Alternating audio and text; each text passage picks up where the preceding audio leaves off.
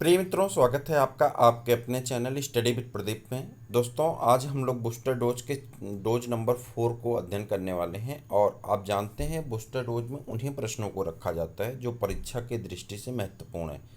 आज के इस बूस्टर डोज में आपके 10 प्रश्न रखे गए हैं और इन 10 प्रश्नों के अगर व्याख्या की बात करें तो टोटल मिलाकर के आपके प्रश्नों की संख्या हो जाती है 25-30 प्रश्न।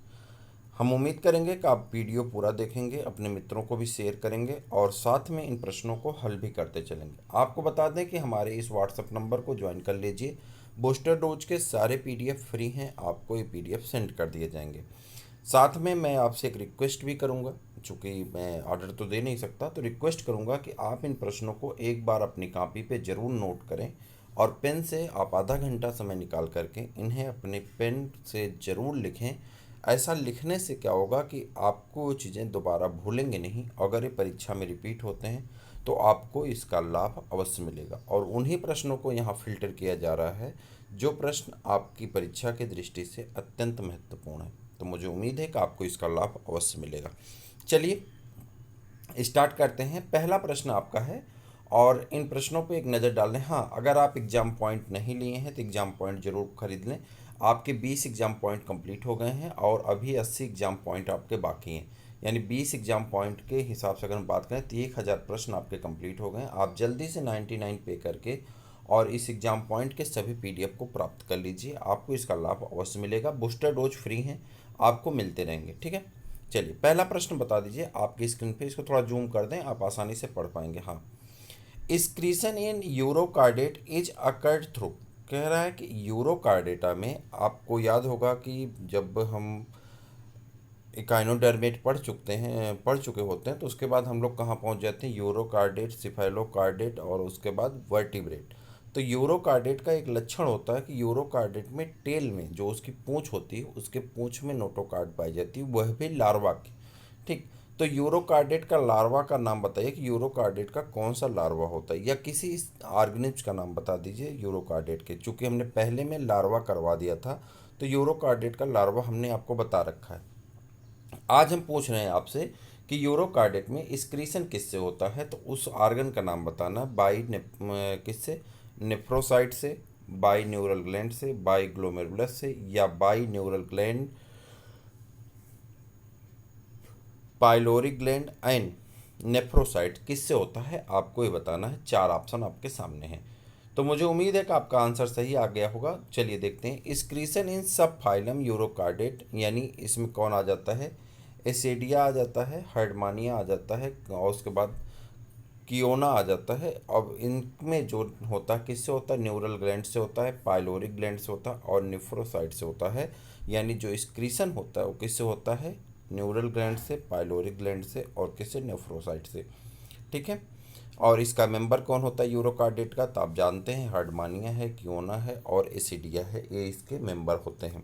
तो मुझे नहीं लगता कि आपको इस प्रश्न में कोई तकलीफ, कोई प्रॉब्लम है। आप इसे याद कर सकते हैं और याद करके रख सकते हैं। How many chambers are found in the crop of leech. Leech के क्रॉप में कितने चैम्बर पाए जाते हैं, ये प्रश्न आपको आंसर देना है इसका।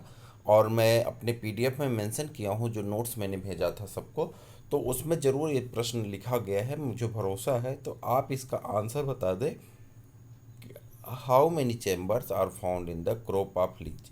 अब इसको आप बताएंगे तो आपके पास ऑप्शन चार हैं। एक हैं 6, 8, 9 एंड 10। तो प्लीज गिव मी आंसर। तो आप आंसर बताएंगे तो आप कहेंगे यहाँ पे खीरोडेनेरिया ग्रेनुलोसा, जो कि आप सामान्य लीच कहते हैं, साधारण लीच है। तो इसकी बात करें, हीरोडिनेरिया ग्रेनुलोसा में क्रॉप कंप्राइजेज 10 चैम्बर। कितने चैम्बर पाए जाते हैं, 10 चैम्बर पाए जाते हैं। Some time 11 chamber. चूंकि ऑप्शन में 11 है नहीं तो हम 11 को लेकर के कंफ्यूज भी नहीं होंगे। मोस्टली 10 चैम्बर पाए जाते हैं, इसलिए 10 चैम्बर को ही ऑप्शन में रखा जाएगा। लेकिन अगर कभी 11 और 10 दोनों देता है तो वहाँ बोथ वाला ऑप्शन आएगा, तो आप बोथ वाले पे चले जाएंगे। Communicating by the communicate communicating by more और लेस सर्कुलर। और इसके बाद क्या है, यहाँ आ जाइए, सर्कुलर। उसके बाद आपका अपर्चर सराउंडेड बाय द स्फिनेक्टर्स किससे जुड़े होते हैं? इसके सर्कुलर अपर्चर स्फिनेक्टर्स से जुड़े होते हैं। Each chamber consist of small anterior part, सभी जो चैम्बर होते हैं एंटीरियर पार्ट से जुड़े होते हैं। And a broad posterior part, एक छोटा सा इंटीरियर पार्ट पाया जाता है, स्मॉल इंटीरियर पार्ट होता है। ध्यान से देखिएगा, कॉन्सेप्चुअल बेसिस के प्रश्न के लिए स्मॉल इंटीरियर पार्ट होता है। और पोस्टीरियर पार्ट कैसा होता है? तो ये पोस्टीरियर पार्ट कैसा होता है? तो आप कहेंगे ब्रॉड होता है, तो पोस्टीरियर पार्ट ब्रॉड होता है। और इंटीरियर पार्ट कैसा होता है? स्मॉल होता है। ठीक है।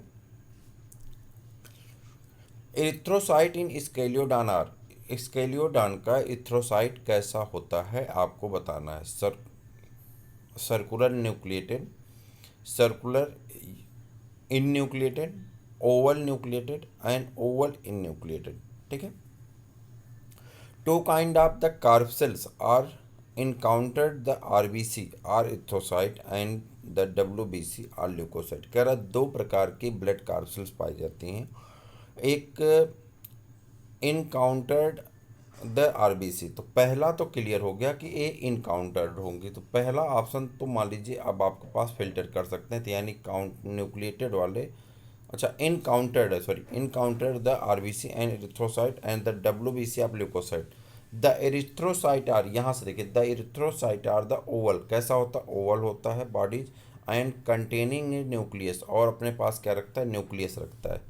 Haemoglobin is present in the erythrocyte, haemoglobin कहाँ पाई जाती है? इरिथ्रोसाइट में प्रेजेंट होती हैं। The leucocyte are the amoeboid in nature. तो कह रहा है कि कैसा होता है, देखिए यहाँ पे कह रहा है कि ये बॉडी कैसे होती है। The erythrocyte are oval body, कैसे होती हैं? अंडाकार होती हैं। कंटेनिंग न्यूक्लियस, और अपने पास क्या रखती हैं? न्यूक्लियस को भी रखती हैं। तो आपका हो जाएगा ओवल से सर्कुलेटेड हो जाएगा और न्यूक्लिएटेड हो जाएगा, तो आपका आंसर हो जाता है सही। अब मेरी बात सुनिए, यह आंसर आपके आयोग का जो पेपर है उसमें ए डिस्क्रिप्शन बॉक्स में ए लिखा गया है और आंसर को भी ए माना गया है, लेकिन जब आप गूगल करेंगे तो आपको ए वाला आंसर आपको मिलेगा। मेरी बात को ध्यान से सुनिएगा, जब आप गूगल करेंगे, चूँकि आप भी पढ़े होंगे, हम भी पढ़े हैं, सब ने पढ़ा है, जो हमारी बुकें हैं बुकों में ये कहा गया है कि जो हमारा आरबीसी होता है वो इन न्यूक्लिएटेड होता है, उसमें न्यूक्लियस नहीं पाए जाते हैं। सिर्फ उसमें किसकी बात की जाती है? फ्रॉग में, कि उसमें न्यूक्लियस पाया जाता है। उसके हिसाब से हमारा आंसर तो यहाँ पे जाएगा, और हमको जहाँ तक लगता है कि यही सही है। लेकिन जब गूगल करिए तो ये आंसर आ रहा है, लेकिन जब हमारे आयोग के पेपर की बात करते हैं तो उसका डिस्क्रिप्शन नीचे लिखा गया है, ए वाला आंसर आपका सही दिखा रहा है। अब मामला दुविधा का है। दुविधा का ये है कि अगर हम गूगल को सही माने या बुक को सही माने तो आपका आंसर सही है, और अगर आंसर सही है तो डिस्क्रिप्शन में यहाँ पे आपको इन न्यूक्लिएट करना पड़ेगा। क्या करना पड़ेगा? इन न्यूक्लिएट कंटेनिंग ए न्यूक्लियस। अब ए मतलब ऑब्सेंट भी हो सकता था कि अगर इसके साथ रहता, और इन मतलब ऑब्सेंट हो जाता। चूँकि डिस्क्रिप्शन हमें लगता है कि गलत हो सकता है, जो आपके पेपर हुए हैं 2021 के, उन्हीं के प्रश्न हैं, और उनमें आंसर को पहले इसको माना गया था, फिर इसको माना गया है, और ये दोनों दुविधा वाला प्रश्न है। इसलिए आप इस प्रश्न पे आंसर जो बुक में दिया गया है, इस प्रश्न पे जाइए और आपका सही आंसर होगा आपका ऑप्शन नंबर बी। आप भरोसा रखें, ऑप्शन नंबर बी आपका सही आंसर है। ठीक है।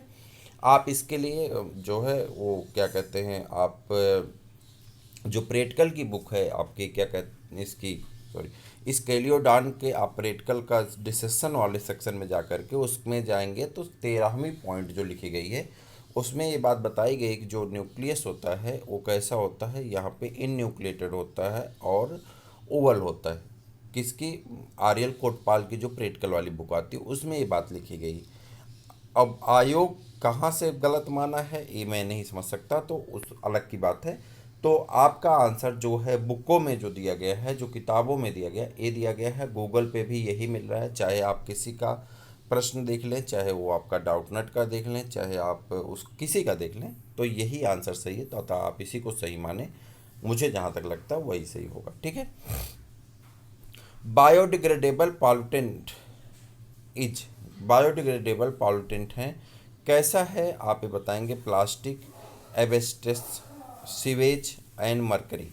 अब इसमें बात आता है कि बायोडिग्रेडेबल पॉल्यूटेंट कौन से हैं। बायोडिग्रेडेबल पॉल्यूटेंट जो होते हैं दे आर डोमेस्टिक, एक घरों से निकलते हैं, घरों के निकले हुए वेस्ट होते हैं। That can be repeatedly decompose under the natural condition, they may create problem when they accumulated mercury, plastic, asbestos, DTR non biodegradable pollutant. हमसे पूछ रहा था कौन सा बायोडिग्रेडेबल है, तो आपको बताना होगा जब तीन खत्म हो गए तो आपको बताना कौन सा सही होगा। देखिए कौन कौन से आपके खत्म होते हैं, मरकरी खत्म हो गया, प्लास्टिक खत्म हो गया, डीडीटी खत्म हो गया। तो मरकरी प्लास्टिक डीडीटी खत्म हो गए तो बच्चा क्या है आपके पास, मरकरी प्लास्टिक डीडीटी यानी एवेस्टस खत्म हो गया तो आपके पास सीवेज ट्रीटमेंट वाला बचा, जो कि सीवेज ट्रीटमेंट को साफ किया जा सकता है। यहाँ पे बैक्टीरिया एरोबिक और एनारोबिक पाई जाती हैं जो उसको साफ करने में मदद करती हैं। एनारोबिक होती है mostly. Retrogressive metamorphosis, retrogressive metamorphosis is characteristics of, किसका कैरेक्टरिस्टिक फीचर है। ये तो आसान सा प्रश्न है, तो आप कहेंगे रेट्रोगेटिव मेटामॉर्फोसिस यूरोकार्डेट का कैरेक्टर होता है रेट्रोगेटिव मेटामॉर्फोसिस। ठीक,